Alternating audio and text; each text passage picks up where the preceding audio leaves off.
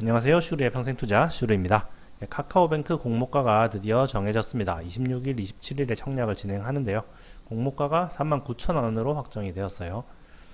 그 공모가 기준으로 봤을 때 시총이 18조 5천억 정도 되는데요. 이게 지금 금융주 중에서 시총 1, 2위가 KB랑 신한인데 약 21조랑 19조예요.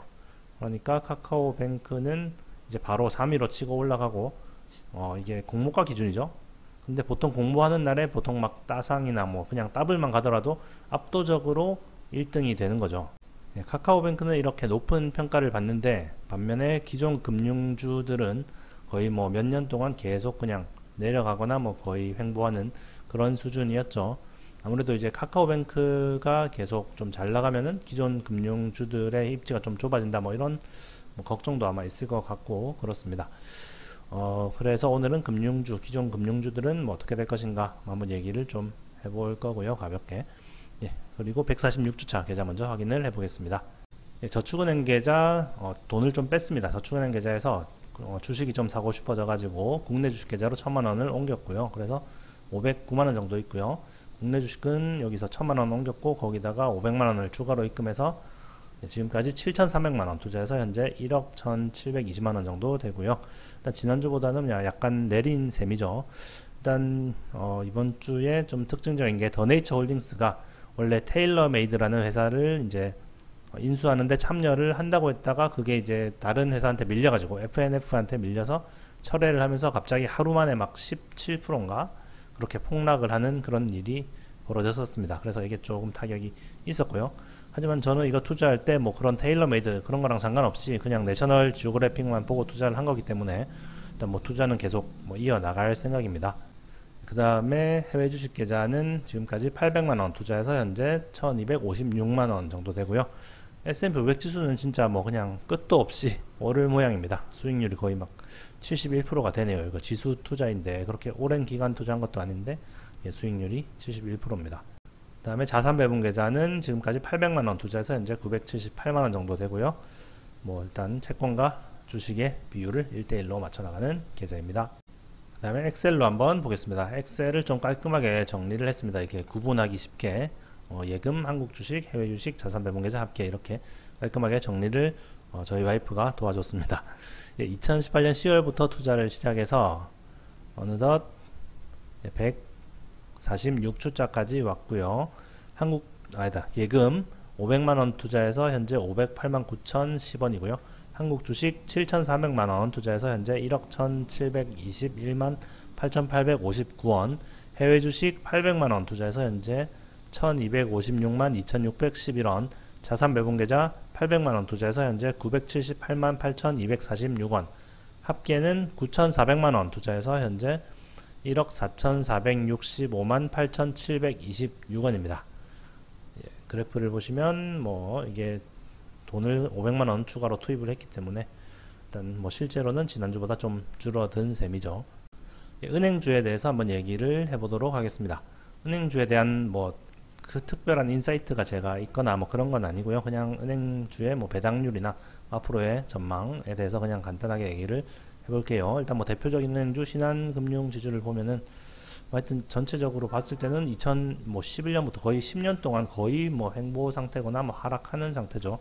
그만큼 뭐 전망이 안 좋다는 얘기인데, 그런데 참 돈은 잘 번단 말이에요. 계속 그냥 매출 늘어나고 당기순이익 뭐 계속 늘어나고 뭐 아주 잘 나가고 있단 말이죠.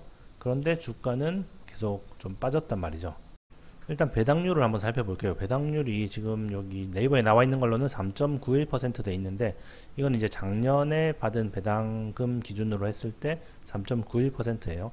그런데 올해는 배당이 훨씬 더 늘어날 거란 말이죠. 신한지주는 아직까지 중간 배당을 발표는 안 했는데 이제 다음 주에 아마 발표를 할 거고요. 다른 뭐 4대 은행들이 다 중간 배당을 하기 때문에 아마 신한지주도 하지 않을까 싶은데, 작년에는 그 정부가 규제를 해서 배당 성향을 낮추라고 해서 좀 낮췄기 때문에 제대로 배당을 못했고요.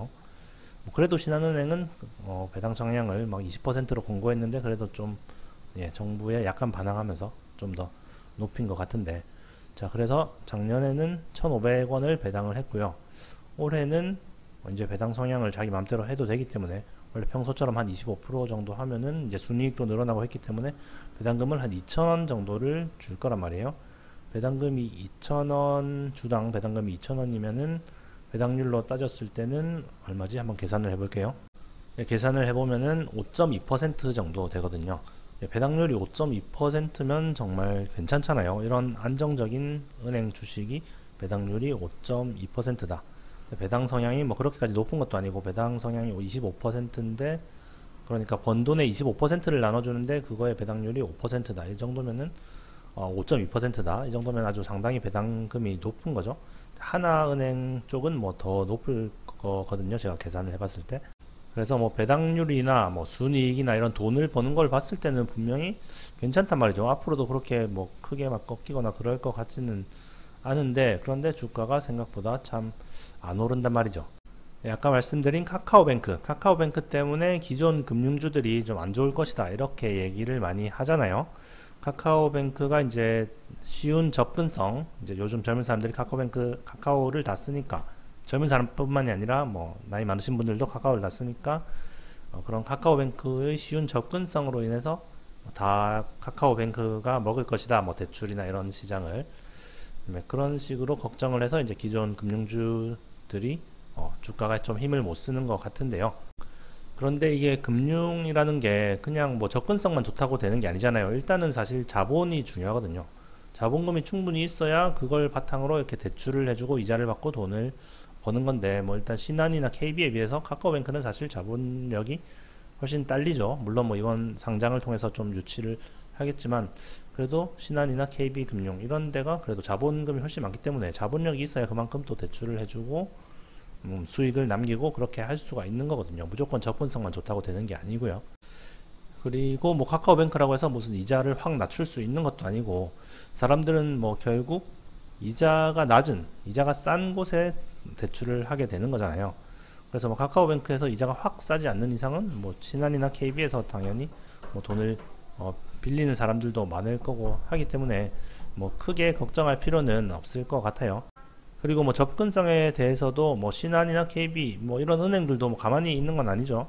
요즘에 다 그냥 뭐 휴대폰만 켜면은 모든 뭐 대출을 다 할 수 있고 모든 4대 은행에서도 접근성은 훨씬 예전보다는 좋아졌고요. 뭐 카카오톡이 있기 때문에 뭐 카카오뱅크가 접근성이 좋다고는 하지만 뭐 다른 은행들도 요즘에는 앱들을 이용해서 뭐 쉽게 좀 접근을 할 수가 있죠. 그래서 이런 기존 은행들에 대해서 크게 걱정할 필요는 없을 것 같거든요. 지금 봤을 때 훨씬 좀 싼 가격으로 많은 배당을 받으면서 투자를 할 수 있는 그런 기회가 아닌가 그렇게 생각을 합니다. 약간 문소리 들으셨죠? 갑자기 또 저희 한의원으로 애들이 쳐들어와 가지고 여기서 방송을 마치도록 하겠습니다. 다음 주에 뵙겠습니다. 안녕. 안녕. 수미도 안녕.